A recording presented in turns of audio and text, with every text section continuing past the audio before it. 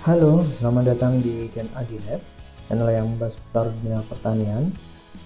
Baik, di video kali ini saya ingin membahas macam-macam gejala umum ya penyakit pada tanaman.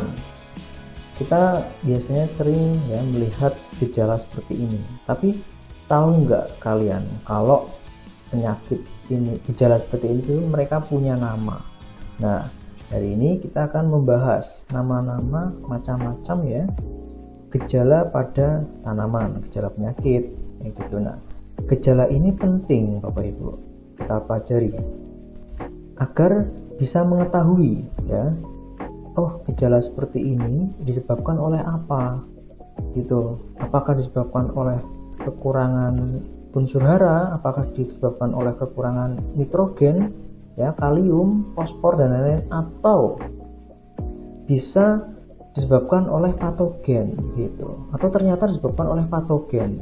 Nah, kita akan bahas macam-macam gejalanya karena ada beberapa gejala ya yang disebabkan oleh patogen itu khas.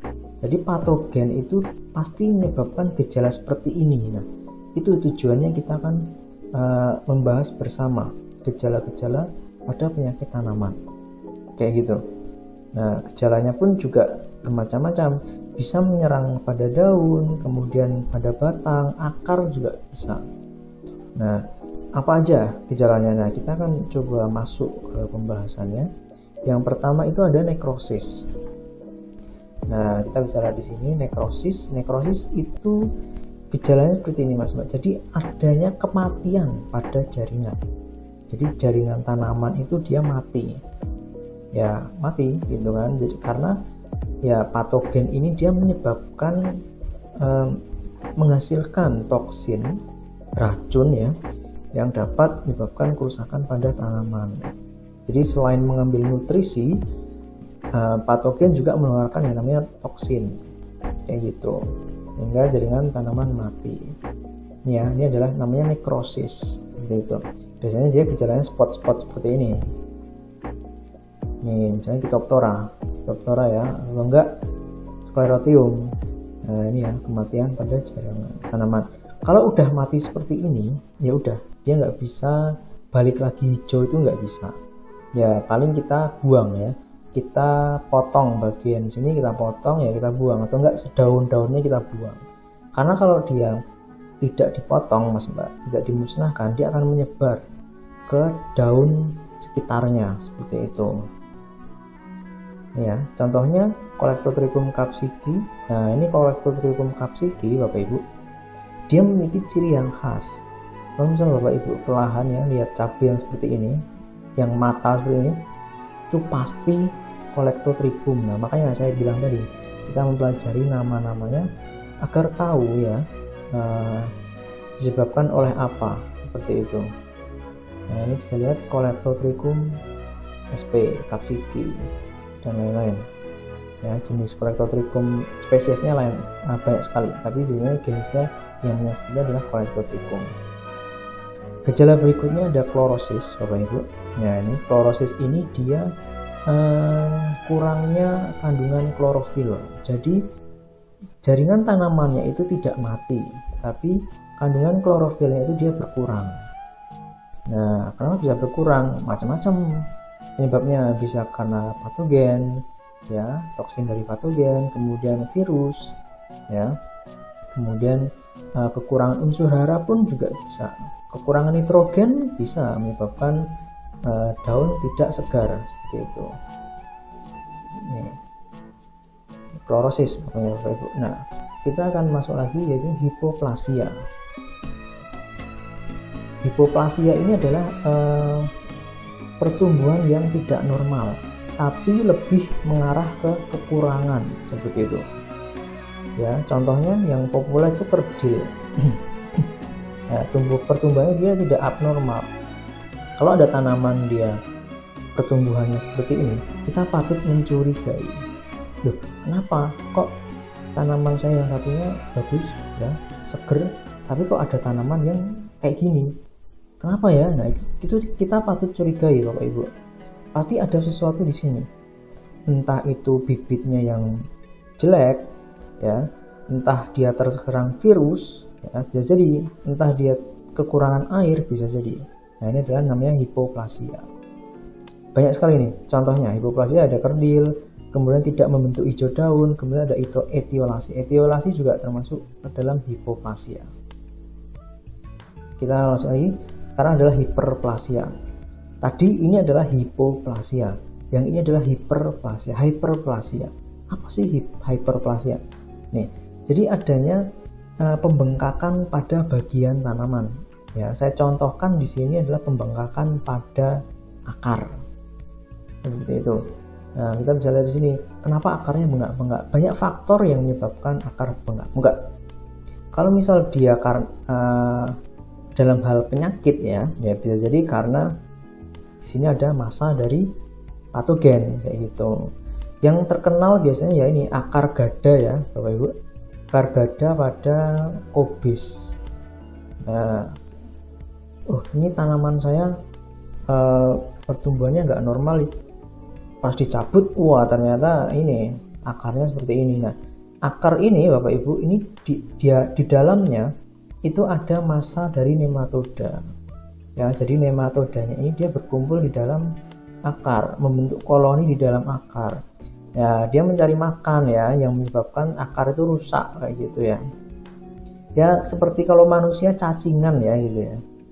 Tapi kalau udah seperti ini ya udah parah.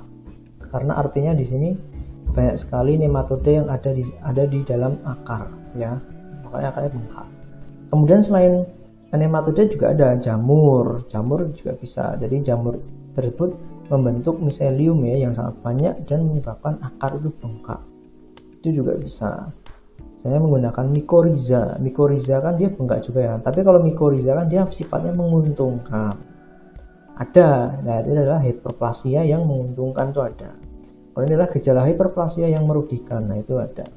Nah, kita harus jeli-jeli melihat ya Bapak Ibu ya. Perbanyak referensi seperti itu.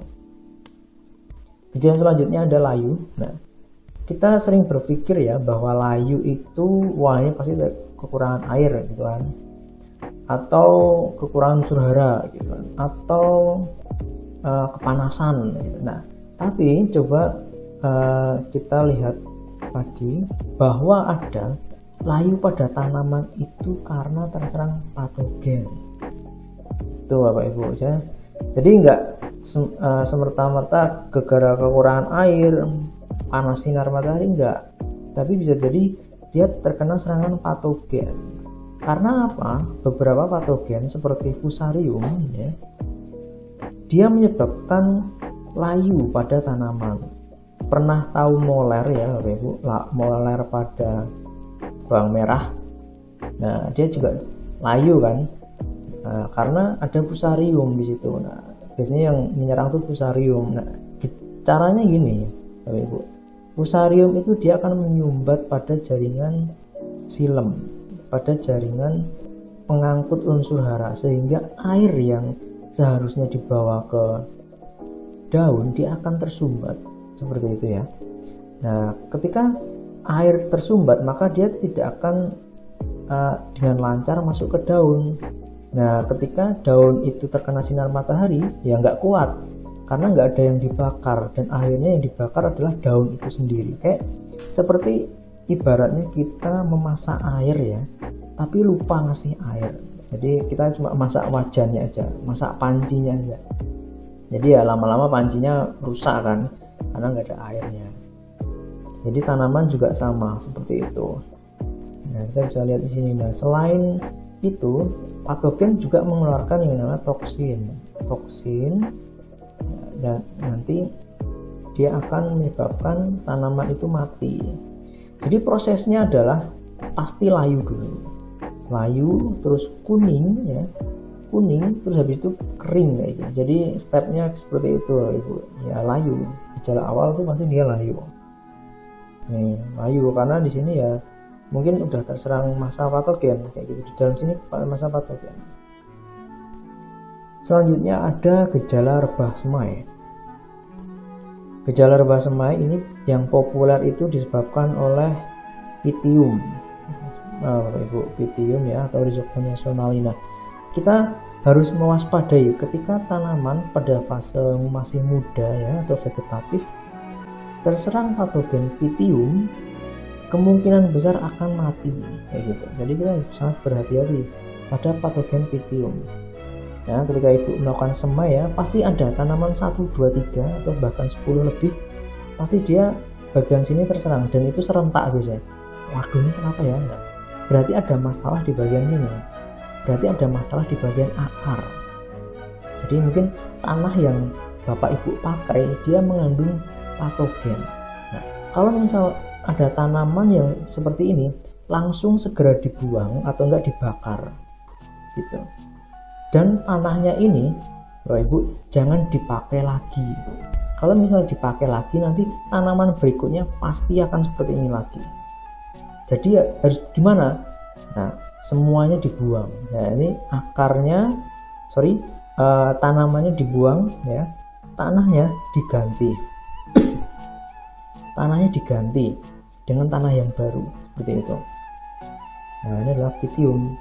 Nah, dia berkoloni karena dia dari akar, Bapak Ibu. Dia dari akar ya, naik ke sini, ya udah dia berkoloni di sini. Menyebabkan penyumbatan juga pada batang. Ya, gejala rebah semai.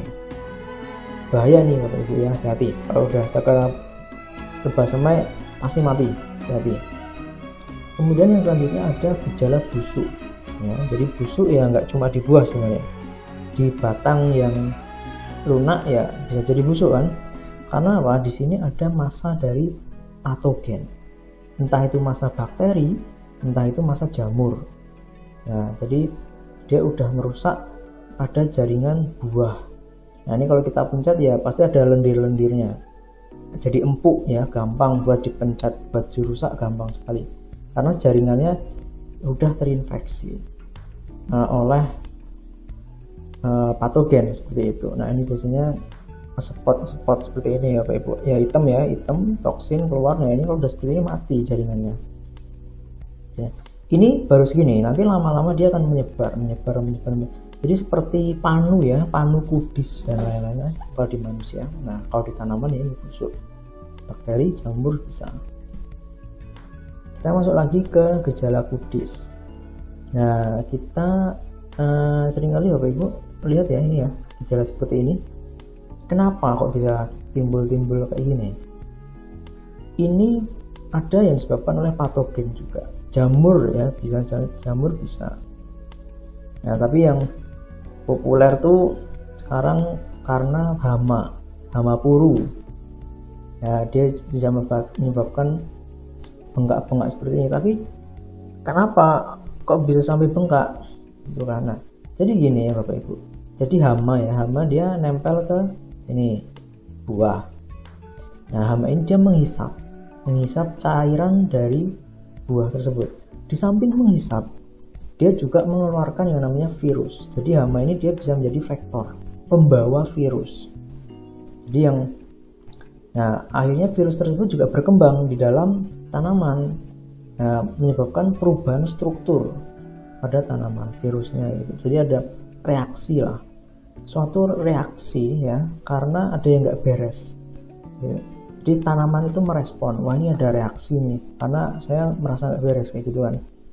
Jadi kayak ibaratnya kalau manusia itu terkena demam berdarah, jadi nyamuknya menusuk kita, nah kita nanti ada reaksi kan, kayak misalnya demam panas ya, demam tinggi dan lain-lain. Tanaman juga sama. Nah, ini reaksinya adalah seperti ini itu. Ini kudis namanya itu ya Bapak Ibu. Nah, selanjutnya ada hawar daun ya. Hawar daun ini dia juga menyebabkan kematian pada tanaman. Nah, kalau hawar ini dinamakan hawar karena ini seringkali kita menemukan di lapang itu batas antara gejala yang sehat, tanaman yang sehat dengan yang sakit, itu batasnya itu tidak jelas. Jadi samar-samar. Nah, makanya namanya hawar, dinamakan namanya hawar karena batasnya itu samar-samar, nggak pasti ya. Nah, gitu. Nah, ini hawar ini Bapak Ibu disebabkan oleh patogen yang dia bisa menyebabkan kematian pada jaringan tanaman. Nah, ini kita bisa lihat di sini. Ini mati, kalau udah coklat-coklat kayak gini mati Bapak Ibu. Contohnya ya di tanaman padi. Kresek ya. Kalau kita nyebutnya kresek mungkin ya, karena kalau kita ini Bapak Ibu kita dekatkan terus kita senggol-senggolkan gitu, nah nanti bunyinya akan kresek. Nah, makanya itu namanya kresek. Nah, kalau dari segi ini penyakit namanya gejala hawar daun. Seperti itu. Nah, oke, mungkin demikian ya Bapak Ibu video dari saya mengenai gejala penyakit yang ditimbulkan oleh faktor biotik ya, patogen dan lain-lain. Ini mungkin nanti di video selanjutnya. Jadi ada gejala tanaman yang dia itu disebabkan oleh faktor abiotik kayak kekurangan unsur hara, kekurangan NPK dan lain-lain. Itu juga bisa menyebabkan perubahan warna pada atau struktur pada tanaman seperti itu. Nah, itu mungkin di video selanjutnya. Oke, demikian video dari saya. Terima kasih, sampai jumpa di video selanjutnya.